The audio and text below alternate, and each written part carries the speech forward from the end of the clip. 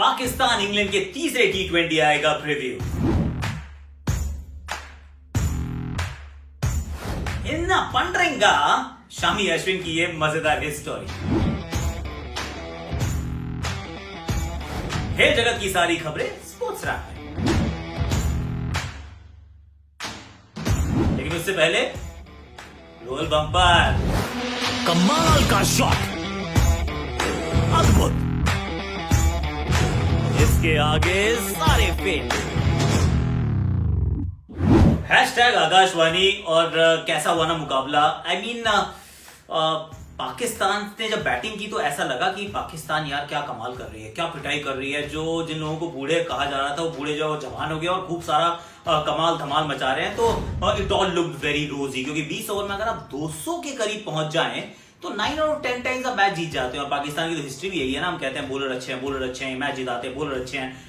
पर वो बॉलर कैसे थे ऐसा समझ में आया नहीं, क्योंकि बाबर आजम ने अच्छी बैटिंग की, हफीज ने अच्छी बैटिंग की, कुल मिला के आप पहुंच गए, आप 190 के पार पहुंच गए। और 20 ओवर में 190, अब चाहे सामने कोई भी टीम क्यों ना हो, विकेट कितनी भी सपाट क्यों ना हो, इतनी आसानी से ये 190 रन नहीं बनते हैं। पर ऐसा हुआ नहीं। ऑन मॉर्गन ने आके मतलब क्या तोड़ा भाई साहब, क्या बैटिंग करते हैं वो। जब बैटिंग करते हैं तो फिर वही बैटिंग करते हैं। और इनफैक्ट मुझे तो उनकी वो वाली बैटिंग भी याद आ गई जब उन्होंने राशिद खान का ना धागा खोल दिया था भाई। वो कितने छक्के मारे थे ओल्ड ट्रैफर्ड में। वो भी शायद ओल्ड ट्रैफर्ड में ही मुकाबला था, ये भी वहीं पर था। तो फिर वो मतलब उनको मैदान जो है वो रास आता है। बाउंड्री ऐसा लगता है थोड़ी छोटी हो गई है। डेविड मलान मुझे बहुत पसंद आया, हालांकि थोड़ा रेन अफेक्टेड ये गाँव सीरीज, छोटी सी तो सीरीज है वो रही है। डेविड मलान, जॉनी बेस्टो और टॉम बैंटन पहले मैच में बहुत अच्छी बैटिंग करते नजर आए थे। टॉम बैंटन वैसे भाई साहब खुश हो रहे हो ना, ये केकेआर के लिए खेलते हुए नजर आएंगे। और I am pretty sure is looking forward to play. KKR is also very happy. In fact कई टीमें बहुत हैप्पी होती हैं जब वो अपने अपने खिलाड़ियों को खेलते हुए अच्छा देखती हैं। On Morgan is one of them once again. KKR, कई लोगों का तो ये भी मानना है कि केकेआर का कप्तान दिनेश को नहीं ऑन मॉर्गन को होना चाहिए। We are not going to talk about that, this is not the Akashvani dedicated to the IPL. हम बात करें पाकिस्तान की, तो पाकिस्तान के लिए बड़ा सिंपल सा इक्वेशन है। अगर आपको श्रृंखला मतलब बचानी है तो फिर मैच जीत जाइए। अगर आप ये मैच हार गए तो इसका मतलब 2-0 से श्रृंखला हार जाएंगे। यहाँ पे you have everything to lose. और इंग्लैंड को क्या करना है, अच्छा खेले, नॉर्मल खेले। अगर हार गए तो श्रृंखला बराबर, अगर जीत गए तो श्रृंखला आपके हाथ में। इंग्लैंड सीरीज ये नहीं हार सकता और ये बहुत बड़ी बात है। अब मैं एज यूजुअल अगर प्रीव्यू कर रहा हूँ इस मैच का तो मैंने अपनी टीम बनाई है। और वो फैंटेसी 11 ना बनाने में मजा बड़ा आता है, क्योंकि फिर ना मैच देखने में ना रोमांच बना रहता है। हालांकि जॉनी बेस्टो ने रन बनाए थे, पर मैं उनको अपनी टीम में पिक नहीं कर रहा हूँ। मैंने पिक किया सैम बिलिंग्स। सैम बिलिंग्स भी अच्छे खिलाड़ी हैं। उम्मीद यही है कि थोड़ा लॉ ऑफ एवरेजेस को मैं ध्यान में रखता हूँ जब भी ऐसा कुछ करता हूँ कि किसने रन बनाए थे, कौन दोबारा रन बना सकता है। But then having said that I got Tom Banton. Banton पहले मैच में बहुत अच्छा खेले, तो इस मैच में भी अच्छा खेलेंगे ऐसी मुझे उम्मीद है। मोहम्मद हफीज, प्रोफेसर जो है वो थोड़े से एजेड आदमी है और बहुत समय से इस पूरे दौरे पर साथ रहे हैं। और जिस तरह से खेल रहे थे पिछले मैच में, उम्मीद यही है कि इस बार भी अच्छा करेंगे, क्योंकि अपने आप को टाइम देते हैं थोड़ा सा। ऑन मॉर्गन को भी मैंने अपनी टीम में रखा है, लेकिन मैंने कप्तान नहीं बनाया। I have got a different captain this time. David Malan is in my side also. तो जो इंग्लैंड के जो टॉप ऑर्डर बल्लेबाज हैं सबको मैंने अपने पास रख लिया है, barring Jonny Bairstow. Babar Azam, he is my captain. जो T20 में आपकी टीम के भी कप्तान है पाकिस्तान, वो मेरी टीम के भी कप्तान है। और बाबर आजम से आप उम्मीद यही करेंगे, यहाँ तो बतौर ओपनर खेलते हैं और अच्छा खेलते हैं, लप्पे अच्छे लगाते हैं, इनफैक्ट टेक्निकली करेक्ट भी मारते हैं। इनके साथ वाला जो है वो बल्लेबाज, उसको लप्पे मारते हुए मैं देखना चाहता हूँ। नेम इज फखर जमान। वो अगर रन बनाएंगे तो बड़ी तेजी से वो स्कोर बोर्ड को आगे बढ़ाते हैं। Moeen Ali, he is my vice captain. और उसके बाद इमाद वसीम, जिनका T20 में थोड़ा ओहदा बढ़ा है, तो इनको मैंने अपनी टीम में रखा है। तो मेरे 2 ही ऑलराउंडर्स हो गए। 3 फास्ट बॉलर्स मैंने पिक किए हैं, और 3 नहीं, 2 fast bowler, 1 spinner, 3 bowlers proper. Wahab Riaz हालांकि पिछले मैच में महंगे थे, to be honest. Mohammad Amir भी बहुत महंगे थे। अब बहुत समय से किसी का इंतजार कर रहे होते हैं, उन्होंने टेस्ट क्रिकेट को गुड बाय टाटा कह दिया है। वहाब की भी वही हालत थी।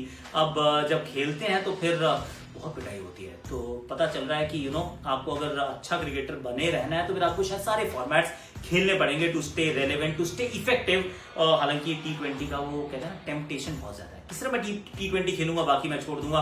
क्रिस जॉर्डन भी मेरी टीम में है, तो मेरे पास वहाब रियाज है, मेरे पास क्रिस जॉर्डन है। Last but not the least I got Adil Rashid in my side. तो आदिल रशीद जो अच्छा कर रहे हैं, हालांकि लेग स्पिनर्स को अमूमन एशियन टीम से खिलाफ अच्छा नहीं करना चाहिए, बट आदिल रशीद या फिर सारे लेग स्पिनर्स, जब लेग स्पिनर्स डालते हैं पाकिस्तान के सामने, फिर चाहे वो शेन वॉर्न हो, अनिल कुंबले हो, या फिर आदिल रशीद हो, यूजी चंद, सबके सामने पाकिस्तान थोड़ा सा घुटने टेकता है। तो leg spin it has been a bone of contention, who is going to win? See, I actually still feel कि इंग्लैंड का पलड़ा भारी है और पाकिस्तान जज्बे के साथ खेला है पिछला मुकाबला। They are actually now pushed into a corner and that's when they get to their best, they bring the best out of themselves. So hopefully I am expecting कि पाकिस्तान अच्छा खेलेगा। But if I'm picking a winner, neighbors, I'm sorry, I'm picking England. I'm picking England to actually win this series 2-0. Test तो वो श्रृंखला 1-0 से जीत ही गए थे। Well, that's it about Akashvani England Pakistan का T20 का प्रीव्यू हमने कर लिया है। अब मैं आपको दिखाता हूँ एक बड़ी मजेदार सी कहानी जहां पर अश्विन कुछ कह रहे हैं शामी को, शामी की समझ में शायद आ नहीं रहा है या फिर आ रहा है, मे भी आ रहा है, मे भी नहीं आ रहा, देख लो ना यार इस स्टोरी।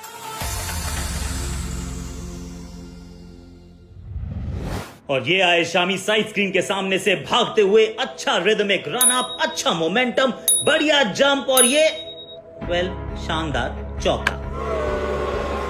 शामी निराश, अश्विन उत्तेजित। इन्ना पंड्रेगा। अश्विन ने तमिल में जो शामी को बोला उससे शायद शामी थोड़ा चार्ज अप हुए होंगे। अगली डिलीवरी जाहिर कर देगी। एक बार फिर बढ़िया रन अप, लेकिन ये क्या, यहां तो चौकों की बौछार हो रही है। इंग्लैंड के बैट्समैन खुश, शामी हताश, लेकिन ये क्या? अश्विन फिर एक बार शामी की ओर भागे। इस बार ये शामी को क्या कहेंगे? You can not do this. Shami थोड़ा गुस्से में। क्या अश्विन और शामी के बीच की गहमा गहमी में शामी अपना फोकस खो बैठेंगे? पहले ही लेने के देने पड़ रहे हैं, यहां क्या भारत तीसरे चौके की चोट सह पाएगा? शामी रनअप के लिए तैयार। माथे की शिकन ये कह रही है कि शामी बौखलाए हुए हैं। क्या वो जोश में होश तो नहीं खो बैठेंगे? ये गिरी गेंद, शॉर्ट बॉल और ये हुए बल्लेबाज रफा दफा। मामला फिनिश। चलते बनिए, शामी शेर की तरह दहाड़े। अश्विन ने फिर शामी से कुछ कहा। शामी के सर पर खून सवार। अब क्या करेंगे? नया बल्लेबाज स्टांस लेते हुए, जी नहीं, स्टांस की जरूरत नहीं, आप भी पेविलियन लौट जाइए, क्योंकि 2 चौकों का बदला शामी ने 2 विकेट्स के साथ लिया। भारतीय खेमा अति उत्साहित, अश्विन, शामी और टीम बेहद खुश। लेकिन ऐसा क्या बोला अश्विन ने कि शामी का खून खौल गया? इसके लिए मुझे ले जाना पड़ेगा आपको खुद अश्विन के पास। अश्विन पार्टनर, क्या बोला आपने शामी को कि उन्होंने 2 चौकों के बाद 2 गेंदों पर 2 विकेट्स? आकाश, मैंने तो सिर्फ उन्हें तमिल में बोला था कि क्या कर रहे हो। जाने वो क्या समझ बैठे और 2 विकेट चटका दी। अगली बार से मैं तो उनसे तमिल में ही बात करूंगा। हिंदी में बोली गई बात असर ना कर पाई और तमिल में बोली गई बात पल्ले तो पड़ी नहीं पर काम जरूर कर गई। कहते हैं ना, जब घी सीधी उंगली से ना निकले तो उंगली टेढ़ी करनी पड़ती है।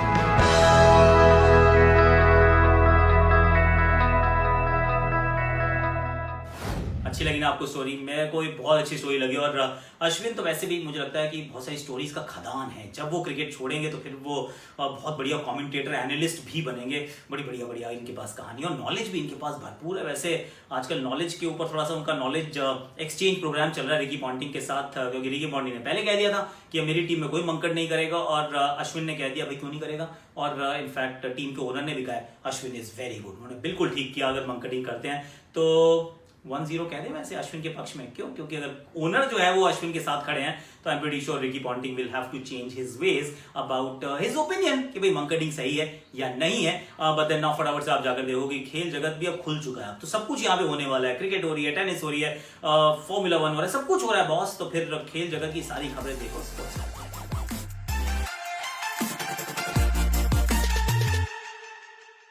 Brazilian mountain climber Fernanda Maciel ने एक record breaking double climb complete की एल्प्स में 20 अगस्त को। एक दिन में उन्होंने ग्रैंड पैराडीसो क्लाइंब करके सेट किया एक नया फीमेल फास्टेस्ट नोन टाइम और उसके बाद मैटरहॉर्न की पूरी करी चढ़ाई। 3 साल पहले मैटरहॉर्न चढ़ते हुए मासियल को फ्रोजन आइस से सफर करना पड़ा था और पिछले साल उसी पहाड़ पे उन्होंने अपने फ्लैटमेट को खोया था एक एक्सीडेंट में। उन्होंने अपने सारे फियर्स को ओवरकम किया और ये फीट अचीव की इस साल। ग्रैंड पैराडीसो की 4061 मीटर्स का समिट तक का क्लाइंब उन्होंने पूरा किया 2 घंटे 40 मिनट में और पूरा राउंड रूट किया सिर्फ 4 घंटे और 3 मिनट में। इसके फौरन बाद उन्होंने मैटरहॉर्न समिट की चढ़ाई पूरी की, जो है 4,478 मीटर्स ऊंचा। मासिएल ने अब दुनिया के अनेक फास्टेस्ट नोन टाइम्स पर अपनी नजर जमा ली है। वो पहली वुमेन है जिन्होंने अमेरिका के सबसे ऊंचे माउंटेन अकोंकागुआ पे ऊपर नीचे दौड़ लगाई है। इसके अलावा वो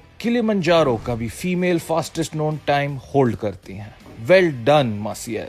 फॉर्मूला 1 राउंड 7 के लिए पहुंचा बेल्जियम के Spa Francorchamps 2020 Belgium Grand Prix के लिए। ये Grand Prix former F2 driver Anthoine Hubert का 1 ईयर डेथ एनिवर्सरी भी मार्क करता है। आंतवान पिछले साल F2 फीचर रेस में यहीं बेल्जियम में एक हॉरिबल एक्सीडेंट में इन्वॉल्व थे, जिसमें उन्होंने अपनी जान गंवा दी थी। पूरी F1 कम्युनिटी ने इस वीकेंड के स्टार्ट पे आंतवान को अपने रिस्पेक्ट्स पे किए और एक साथ उनके लिए प्रे भी किया। रेस डे पे लुइस हैमिल्टन ने एक कमांडिंग लीड के साथ ये रेस जीतकर अपनी चैंपियनशिप लीड कर ली है 47 पॉइंट्स की। वैल्टरी बॉटास और मैक्स वर्स्टैपेन फिनिश किए लुइस के पीछे सेकंड और थर्ड पोजीशंस में। भले ही फ्रंट रनर्स में ज्यादा बैटल नहीं हुआ ट्रैक पोजीशंस के लिए, लेकिन मिडफील्ड में सबको देखने मिला ढेर सारा एक्शन। डैनियल रिकार्डो ने अपना बेस्ट फिनिश किया रेनो के साथ 4th पोजीशन में और उन्होंने फास्टेस्ट लैप भी लिया। इनके अलावा पियर गैसली, जो ड्राइवर ऑफ द डे भी नॉमिनेट हुए थे, उन्होंने अपनी अल्फा टाउरी को 8th प्लेस में फिनिश किया एक टफ स्टार्ट के बाद। बेल्जियम के बाद फॉर्मूला 1 की अगली रेस होगी इस वीकेंड इटली के ऑटोड्रोम मोन्जा सर्किट पे, जिसे टेम्पल ऑफ स्पीड के नाम से भी जाना जाता है। जरूर बताइएगा हमें कि आपको शो कैसा लगा, और इस शो को फटाफट से अपने प्रोफाइल पे आप पिन कर लीजिए, दोस्तों के साथ शेयर कर लीजिए, कमेंट सेक्शन को भर दीजिए, क्योंकि ये शो तो आप ही का है ना। #Akashvani bigger better better on Facebook and Instagram, हम वहीं पाए जाते हैं। कल फिर आपसे मिलूंगा मैं, और कल फिर कुछ मजेदार से लेके आऊंगा। मुझे लग रहा है कि कुछ बढ़िया सी कहानी एक्चुअली ओपन माइक पे हम डिस्कस करेंगे। स्मृति मानधना और जेमिमा रॉड्रिग्स भी आने वाले हैं। हम सब बात करने वाले हैं क्या विमेन्स IPL के लिए भारत तैयार है। मुझे क्या लगता है नहीं, मैं कल ही बताऊंगा। अभी आप अपने शॉट देखो और